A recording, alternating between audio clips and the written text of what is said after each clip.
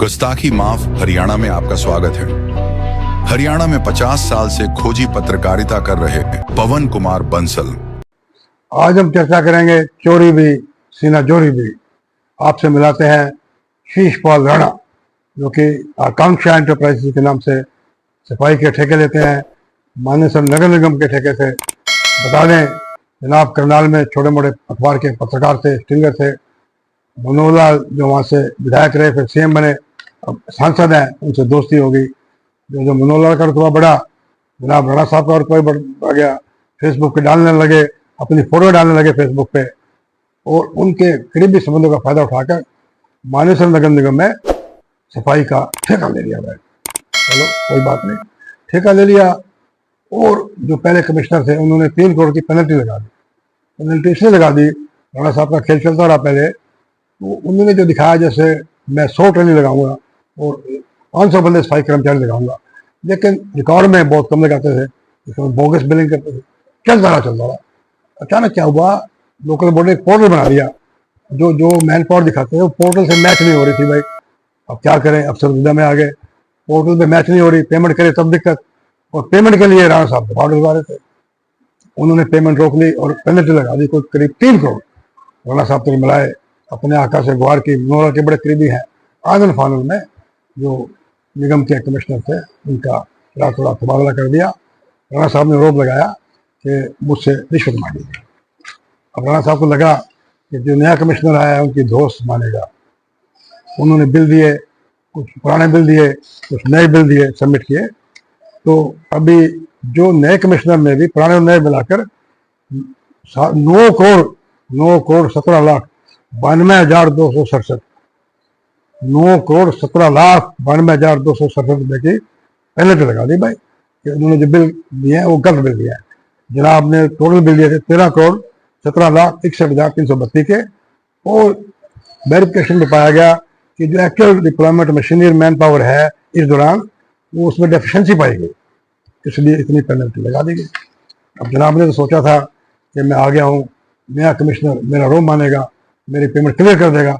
उसने तो उल्टा और काम को मिला के ज़्यादा पेनल्टी लगा दी।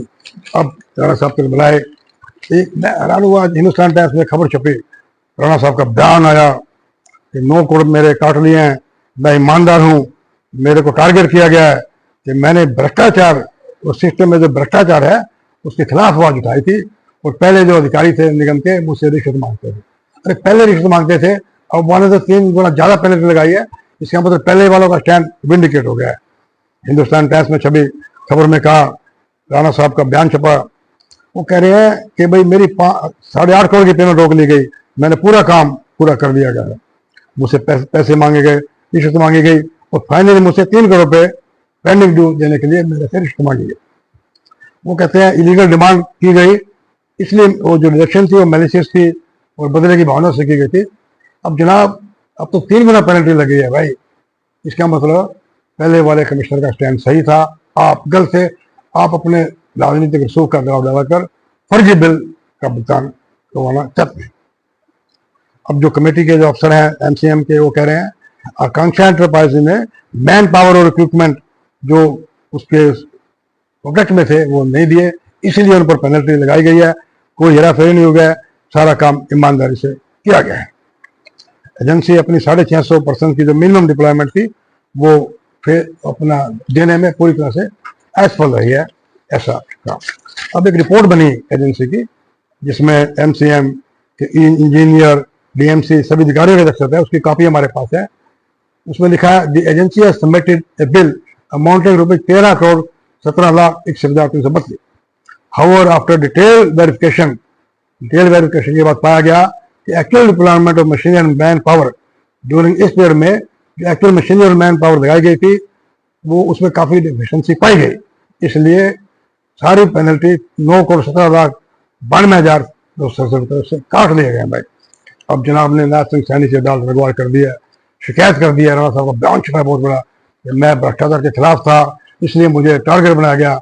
नाज सिंह सैनी की अदालत में उन्होंने शिकायत कर दिया है एमसीएम के अधिकारियों की, जबकि रिकॉर्ड बोलते हैं कि वो जो जितनी मैन पावर मशीनरी दिखाता था वो पोर्टल से मैच नहीं करती थी, इसलिए उसकी पेमेंट कट गई है।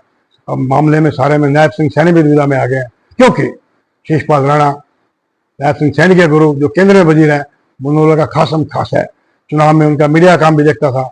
अब नायब सिंह सैनी, एक तो मनोहर का दबाव होगा, एक तरफ न्याय करना होगा, देखते हैं वो न्याय कर पाते हैं नहीं कर पाते हैं।